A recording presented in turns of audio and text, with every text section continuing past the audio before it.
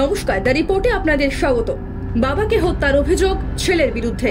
এহেন মর্মান্তিক ঘটনার সাক্ষী থাকলো দক্ষিণ 24 পরগনার অন্তর্গত ভাঙড় থানার অধীনস্থ চকবড়ালি মল্লিকপাড়া এলাকা। মৃতের নাম আবেদ আলী মল্লিক। পরিবার সূত্রে খবর, মাঝে মধ্যেই কোনো কাজ না করায় ছোট ছেলে রশিদ আলী মল্লিকের সঙ্গে বিবাদ বাঁধত আবেদ আলীর। এমনকি রশিদকে বিয়ে করার জন্য বাড়ি থেকে বারংবার বলা হচ্ছিল। সেই সঙ্গে বিগত এক সপ্তাহ ধরে শাস্তি স্বরূপ ছেলের বাড়িতে ভাত খাওয়াও বন্ধ করে দেন বৃদ্ধ বলে খবর। আর সেই আক্রোশেই যে বাবাকে নৃশংসভাবে আঘাত করে সে, একথা নাকি নিজেই স্বীকার করেছে রশিদ। ঘটনার মুহূর্তে বাড়িতেই উপস্থিত ছিলেন বৃদ্ধের আরেক ছেলে ও বৌমা। ঠিক কি ঘটেছিল আর কি জানিয়েছে অভিযুক্ত, শুনুন মৃতের বৌমা সাইরা খাতুনের মুখ থেকেই। কি হয়েছে বলতে, আমি তো মানে ঝগড়া তো কোনোদিন আগেও ঝগড়া হতো, জানতাম যে ঝগড়া হচ্ছে, আমরা আবার গিয়ে দেখতাম। তা কালকের ঝগড়াটা হয়নি, রাত 1টা থেকে 1:10, 5:10 হবে।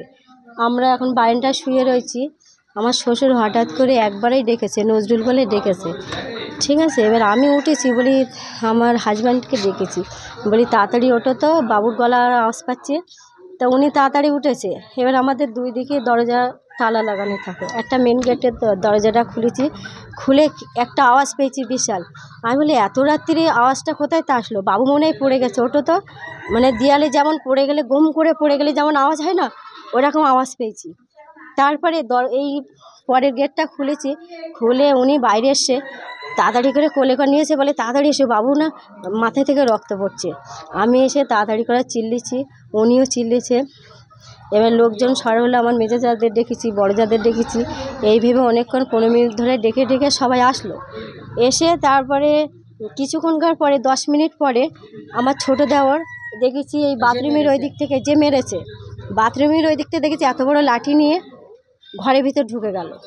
জিজ্ঞাসা করেছি, উনি বলল আমার 3 দিন ধরে খাওয়া হয়নি, আমার আব্বার, আমি রাত্রিবেলা আমার ঘরে ঘুমোতে দেয় না, আমার ডেকেছে, তুই এখন কোথায় ছিলিস, এত রাত্রে কী করছিলিস। আমি যদি হাড়ির থেকে ভাত তুলে খাই আমার কেমন একটা করে, তাই আমি রাগে মেরেছি। তোমরা তাড়াতাড়ি গিয়ে দেখো, হয়তো সে মরে গেছে, তোমরা তাড়াতাড়ি ট্রিটমেন্ট করো। এদিন গভীর রাতে রক্তাক্ত অবস্থায় উদ্ধার করা হয় আবেদ আলী মল্লিককে। তড়িঘড়ি তাকে স্থানীয়রাই নলমুড়ি প্রাথমিক স্বাস্থ্য কেন্দ্রে নিয়ে যায়। তবে শারীরিক অবস্থার অবনতি হওয়ায় বৃদ্ধকে কলকাতার এসএসকেএম হাসপাতালে স্থানান্তরিত করা হয়। তবে সেখানেই মৃত্যু হয় আবেদ আলীর। অন্যদিকে এই মর্মান্তিক ঘটনার পর প্রাথমিকভাবে অভিযুক্তকে স্থানীয়রাই আটক করে রাখে। পরবর্তীতে খবর পেয়ে এলাকায় পৌঁছয় ভাঙড় থানার পুলিশ। গ্রেপ্তার করা হয় অভিযুক্ত রশিদ আলী মল্লিককে। ইতিমধ্যেই গোটা ঘটনার তদন্ত শুরু হয়েছে। ভাঙড় থেকে মামুনি রায় রিপোর্ট, দ্য রিপোর্ট। আরো বিভিন্ন খবরের আপডেট জানতে হলে দ্য রিপোর্ট চ্যানেলটিকে সাবস্ক্রাইব করতে ভুলবেন না, কারণ আপনাদের একটা সাবস্ক্রিপশন আমাদের কাছে অত্যন্ত মূল্যবান। জয় হিন্দ।